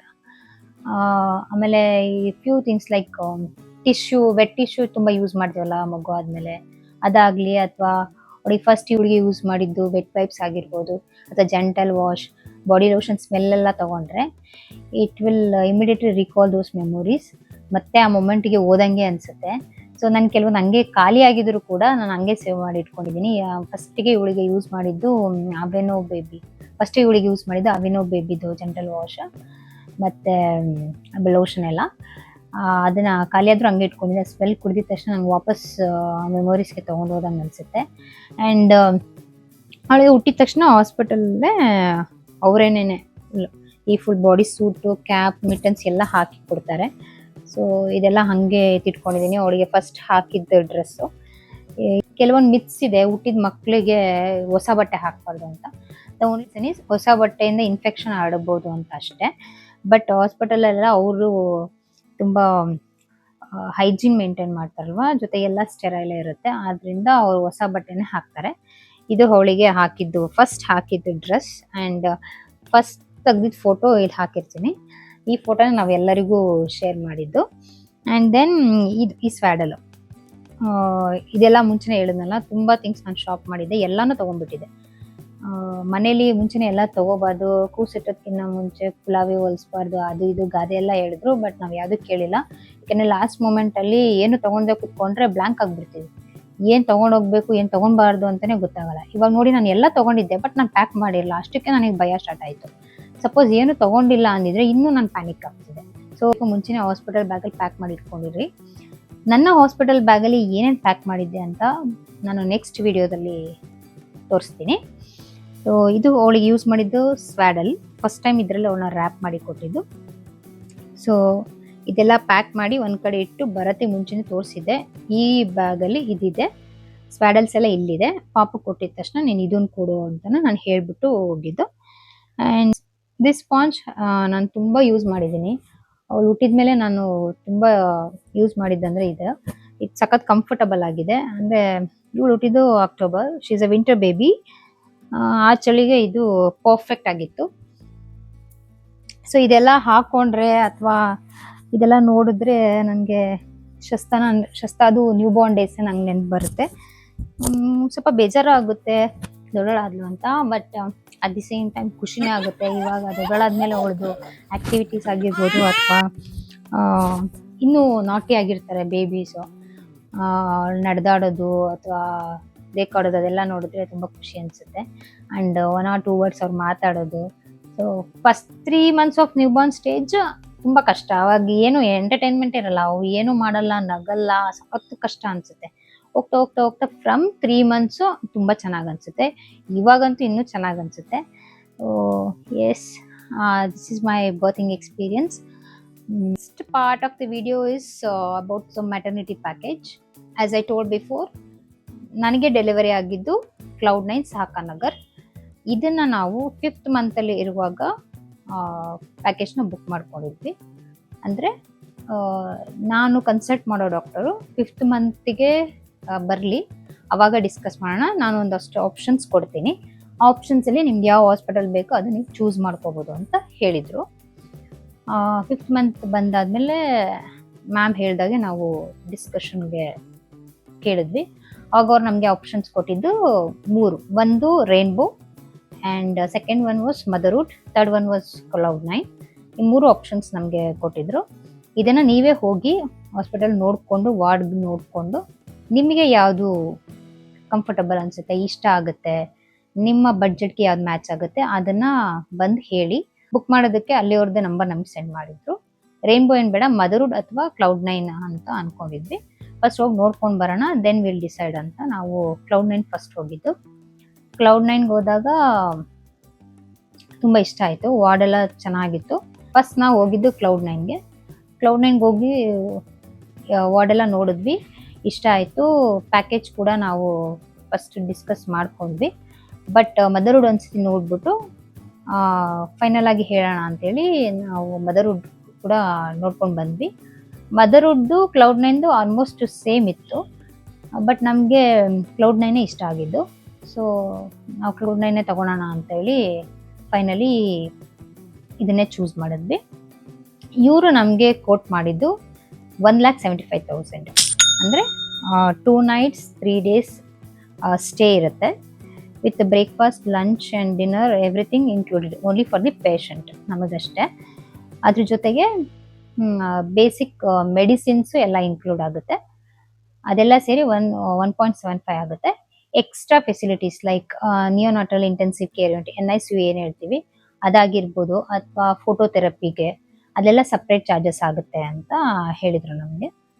ಈ 1.75 NICU, ಫೋಟೋಥೆರಪಿ ಅದೆಲ್ಲ ಬಿಟ್ಟು regular delivery charges, stay charges, food, everything was included. Photo shoot ಅದೆಲ್ಲ ಇತ್ತು. ಮುಂಚೆ ಒಂದ್ಸತಿ ನಮಗೆಲ್ಲ ಕಳಿಸಿದ್ರು. ಸರಿ ಅಂತ ಹೇಳಿ 1.75 ಅಂದಾಗ ನಾವು ಮತ್ತೆ ಒಬ್ಬರ ಹತ್ರ, ಅವ್ರು ಯಾರು ನಂಬರ್ ಕೊಟ್ಟಿದ್ರು ಅವ್ರ ಹತ್ರ ಮಾತಾಡಿ ಎಷ್ಟಕ್ಕೆ ನೆಗೋಷಿಯೇಟ್ ಮಾಡೋಕ್ಕಾಗುತ್ತೆ ಅಂತ ನಾವು ಓಪನ್ ಆಗಿ ಕೇಳಿದ್ವಿ. Finally they made it 1.5. ನಮಗೆ 1.5 ಲಕ್ಷಕ್ಕೆ ಒಪ್ಕೊಂಡ್ರು. ನಾವು ಬುಕ್ ಮಾಡಿದ್ದು ಫಾರ್ 1.5 lakhs. ಕೋರ್ಸ್ ಈ ಹಾಸ್ಪಿಟಲ್ಗಳಲ್ಲಿ ಬೇಬಿ ಏನಾದರೂ 7th month 8th month ಅಂದರೆ ಪ್ರೀಟರ್ಮ್ ಬೇಬೀಸ್ ಆದರೆ NICU ಫೆಸಿಲಿಟೀಸ್ ಮಸ್ಟ್, ನಿಮ್ಗೆ ಗೊತ್ತಿರೋ ಹಾಗೆ. ಹಂಗೇನಾದರೂ ಆದರೆ ತುಂಬ ಚಾರ್ಜಸ್ ಬೀಳುತ್ತೆ. ಅಂದರೆ ನಾನು ಕೆಲವ್ರದ್ದು ಸ್ಟೋರೀಸ್ ಕೇಳಿದ್ದೀನಿ, ರಿಲೇಟಿವ್ಸ್ ಎಲ್ಲ ಇದ್ದಾರೆ, ಜೊತೆಗೆ ನಮ್ಮ ಕೊಲಿಗ್ ಒಬ್ರು ಇದ್ರು, ಅವರ ಸಿಸ್ಟರ್ಗೂ ಕೂಡ ಪ್ರೀಟರ್ಮ್ ಆಗಿತ್ತು. ಅವರು ತೋರಿಸಿದ್ದು ಮದರ್ವುಡ್, ಇನ್ನೊಬ್ರು ತೋರಿಸಿದ್ದು ಕ್ಲೌಡ್9. ಅವ್ರದ್ದು ಬಿಲ್ ಅಮೌಂಟ್ ಎಲ್ಲ ನಂಗೆ ಮುಂಚೆನೇ ಗೊತ್ತಿತ್ತು. ಅಂದರೆ NICU they costed them around 12 to 13 lakhs ಮದರ್ವುಡ್ ಮತ್ತು ಕ್ಲೌಡ್9ಅಲ್ಲಿ. ಸೊ 12-13 ಲಕ್ಷ ಆಗುತ್ತೆ ಅನ್ನೋದು ನನ್ನ ತಲೆಯಲ್ಲಿ ತುಂಬ ಇತ್ತು. ಅಂದರೆ ಭಯ, ಅಷ್ಟೇ ಆಗ್ಬಿಟ್ರೆ ಏನು ಮಾಡೋದು ಅಂತ. Was literally praying every day, ಮಗು ಆರಾಮಾಗಲಿ, ಏನು ತೊಂದರೆ ಆಗಬಾರ್ದು, ಬೇಬಿ NICUಗೆ ಹೋಗಬಾರ್ದು, ಜಾಂಡೀಸ್ ಇರಬಾರ್ದು, ಆರಾಮಾಗಿ ಡೆಲಿವರಿ ಆಗಬೇಕು, she should be A healthy baby. ಮತ್ತು ಪ್ರೀಟರ್ಮ್ ಆದರೆ ದುಡ್ಡಿಂದೊಂದು ವಿಷಯ ಆದರೆ, ಜೊತೆಗೆ ಎಮೋಷನಲಿ ತುಂಬ ಡಿಸಪಾಯಿಂಟ್ ಆಗ್ತೀವಲ್ವ, ಆ ಮಕ್ಕಳನ್ನ NICUಲ್ಲಿ ನೋಡಿದ್ರೇ ಭಯ ಆಗಿಬಿಡುತ್ತೆ, ತುಂಬ ಬೇಜಾರಾಗುತ್ತೆ. ಸೊ ಆ ಸಿಚುವೇಶನ್ಗೆ ನಂಗೆ ಹೋಗೋಕ್ಕೆ ಇಷ್ಟ ಇರಲಿಲ್ಲ. ಆ್ಯಂಡ್ ನನ್ನ ಪ್ರೇಯರು ಶಸ್ತಾಗಿ ಕೇಳಿಸ್ತು ಅಂತ ಅನಿಸುತ್ತೆ. ಬಿಕಾಸ್ ಅವಳು ನನ್ನ ಹೊಟ್ಟೆಲಿರುವಾಗ ನಾನು ಏನೇ ಹೇಳಿದ್ರು ಶೀಸ್ ಟು ಒಬೆ. ಅಂದರೆ ಇದು ನನ್ನ ಫೀಲಿಂಗು, ನಾನು ಅವಳನ್ನ ಅರ್ಥ ಮಾಡ್ಕೊಂಡಿದ್ದು ಹಿಂಗೆ. ಏಕೆಂದರೆ ಇಷ್ಟೆಲ್ಲ ನಾನು ಪ್ರೇ ಮಾಡಿಕೊಂಡೆ ಬಂದೆ, ಅವಳಿಗೇನು ತೊಂದರೆ ಆಗಬಾರ್ದು, ಅವಳು ಆರಾಮಾಗಿರಬೇಕು ಅಂತ.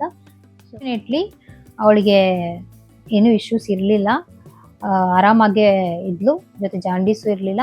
ಆ್ಯಂಡ್ 1.5 lakh ಏನು ಕೋಟ್ ಮಾಡಿದ್ರು ಅಷ್ಟೇ ಆಗಬೇಕು, ಅದಕ್ಕಿಂತ ಜಾಸ್ತಿ ಆಗಬಾರ್ದು ಅನ್ನೋದು ನಾನು ತುಂಬ ತಲೆಯಲ್ಲಿ ಇಟ್ಕೊಂಡಿದ್ದೆ. ನೋಡಿದ್ರೆ 1.4 lakhs ನಮಗೆ ಬಿಲ್ ಆಗಿದ್ದು, ಇನ್ನೂ 10,000 ಕಡಿಮೆ ಆಯಿತು. ಸೊ ನಾನು ಏನು ಪ್ರೇ ಮಾಡಿದ್ನೋ ಅದು ನಿಜ ಆಯಿತು. ಅವಳು ನನ್ನ ಮಾತು ಒಬೇ ಮಾಡ್ತಿದ್ಲು ಅಂತ ನಾನು ಯಾಕೆ ಹೇಳ್ತೀನಿ ಅಂದರೆ, ನಾನು ನನ್ನ ಬೇಬಿ ಶಾವರ್ ಟೈಮಲ್ಲೂ ಅಷ್ಟೇ, ನಾನು ಮುಂಚೆನೇ ನೀನು ಜಾಸ್ತಿ ಕಿಕ್ ಮಾಡೋಂಗಿಲ್ಲ, ಆರಾಮಾಗಿರಬೇಕು, ನಾನು ಅಲ್ಲಿ 1-2-3 hours ಕುತ್ಕೋಬೇಕಲ್ವ, ಏನೂ ತೊಂದರೆ ಮಾಡೋಂಗಿಲ್ಲ ಅಂತ ಹೇಳ್ಬಿಟ್ಟು ನಾನೇ ಮಾತಾಡ್ಕೊಂಡು ಸೆಲ್ಫ್ ಟಾಕ್ ಮಾಡ್ಕೊಂಡು ಹೋಗಿದ್ದೆ. ಆ್ಯಂಡ್ ಅವತ್ತು ಕೂಡ ನನಗಂತೂ ಚೂರೂ ಬೇಬಿ ತೊಂದರೆ ಮಾಡಿಲ್ಲ, ನಾನು ಆರಾಮಾಗಿದ್ದೆ. 2-3 hours 4 hours ಕುತ್ಕೊಂಡೇ ಇದ್ದೆ. ಆಮೇಲೆ ಓಡಾಡ್ತಾ ಇದ್ದೆ, ನನಗೆ ಸುಸ್ತು ಅನ್ನೋದು ಅನಿಸ್ಲಿಲ್ಲ. I was very comfortable. ನನಗೆ ನಾನೇನು ಅಂದ್ಕೊಳ್ತೀನೋ ಹಾಗೆ ಇವಳು ನಡ್ಕೊತಿದ್ಲು ಅಂತ ನನ್ನ ಭಾವನೆ ಅಷ್ಟೇ. ಕ್ಲೌಡ್9 ಅಥವಾ ಮದರ್ವುಡ್ ಚೂಸ್ ಮಾಡಿದ್ರೆ ನಿಮ್ಮ ಗೈನಕಾಲಜಿಸ್ಟ್ ನಾನೇ ಕಾಂಟ್ಯಾಕ್ಟ್ ಮಾಡಿ ಅವ್ರ ಜೊತೆ ಮಾತಾಡಿ, ಅವರು ಡೆಫಿನೆಟ್ಲಿ ನಿಮಗೆ ಐಡಿಯಾಸ್ ಕೊಡ್ತಾರೆ. And I feel this was the best hospital. ಎಲ್ಲ ಫೆಸಿಲಿಟೀಸ್ ಇತ್ತು, and nursing staff was so humble. ಎಷ್ಟು ಕೈಂಡ್ ಇರ್ತಾರೆ ಅಂದರೆ ಲಿಟ್ರಲಿ ಅವ್ರು ಮಾಡೋ ಸರ್ವಿಸ್ಗೆ ನಾವು ದುಡ್ಡು ಕೊಡೋದು ಲೆಕ್ಕನೇ ಇಲ್ಲ ಅಂತ ಅನ್ಸ್ಬಿಡುತ್ತೆ. ಆ ಬ್ಲಡ್ಡು ಅದೆಲ್ಲ ಕ್ಲೀನ್ ಮಾಡೋದು ನೋಡಿದ್ರೆ ಯಪ್ಪ ಹೆಂಗ್ ಮಾಡ್ತಾರೆ ಇವರು ಅಂತ ಅನ್ಸುತ್ತೆ. ಡಾಕ್ಟ್ರಿಗಿನ ಜಾಸ್ತಿ ನರ್ಸ್ಗಳೇ ಮಾಡ್ತಾರೆ. Service wise Cloud9 was a best. We had A best experience ಅಂತಲೇ ಹೇಳ್ಬೋದು. ಆ್ಯಂಡ್ ಭರತ್ ಕೂಡ ಎಲ್ಲ ಸ್ಟಾಫಿಂದ ವಿತಿನ್ 2 days ಎಲ್ಲ ಕಲ್ತ್ಕೊಂಡು ಬಂದ.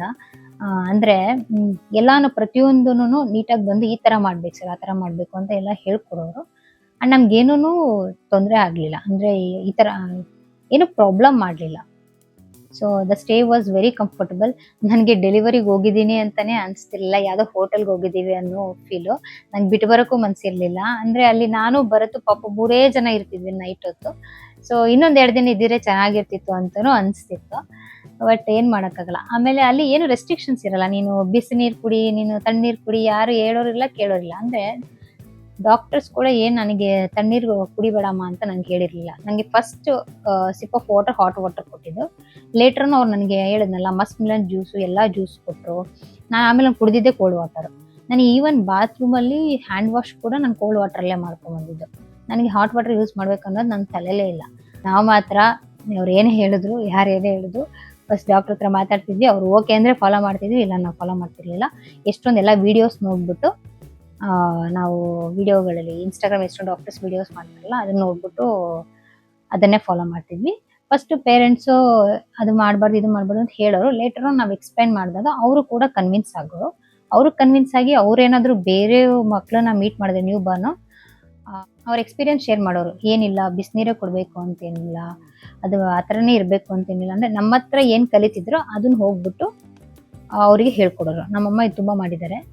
ಅವ್ರ ಎಕ್ಸ್ಪೀರಿಯನ್ಸ್ ಪ್ರಕಾರ ಶಸ್ತ್ರನ ಬೆಳೆಸೋದಕ್ಕೆ ಬಂದರು. ಲೇಟರ್ ಆನ್ ಇದು ಅದು ಆ ಥರ ಅಲ್ಲ ಈ ಥರ ಅಲ್ಲ ಅಂತ ನಾನು ಹೇಳ್ಕೊಟ್ಟಿದ್ದಾದ್ಮೇಲೆ ಅವ್ರು ಅದನ್ನು ಅರ್ಥ ಮಾಡಿಕೊಂಡು ಎಸ್ ನಾನು ಹೇಳೋದು ಕರೆಕ್ಟ್ ಇದೆ ಅಂತೇಳಿ ಅವ್ರು ಫಾಲೋ ಮಾಡಿದ್ದಾರೆ. ಅವ್ರು ಯಾರಾದರೂ ಚಿಕ್ಕ ಮಕ್ಕಳನ್ನ ಮೀಟ್ ಮಾಡಿದ್ರೆ ಈಗೇನು ಅವ್ರಿಗೂ ಆಗಿದ್ದು ಹೊಸ ಎಕ್ಸ್ಪೀರಿಯನ್ಸ್ ಕೂಡ ಶೇರ್ ಮಾಡಿ ಏನು ತೊಂದರೆ ಇಲ್ಲ, ಇದು ಬೇರೆ ಥರನೂ ಬೆಳೆಸ್ಬೋದು ಅಂತ ಹೇಳ್ಕೊಟ್ಟಿದ್ದಾರೆ. ಸೊ ಎಸ್, ಈಗ ಕಾಸ್ಟ್ ಎಲ್ಲ ಗೊತ್ತಾಗಿದೆ ಅಂತ ಅಂದ್ಕೊತೀನಿ. ಇದು ಇವತ್ತಿನ ವ್ಲಾಗ್ ಆಗಿತ್ತು. Thanks for watching. ಲೈಕ್ ಮಾಡಿ, ಕಮೆಂಟ್ ಮಾಡಿ, ಶೇರ್ ಮಾಡಿ. Thank you.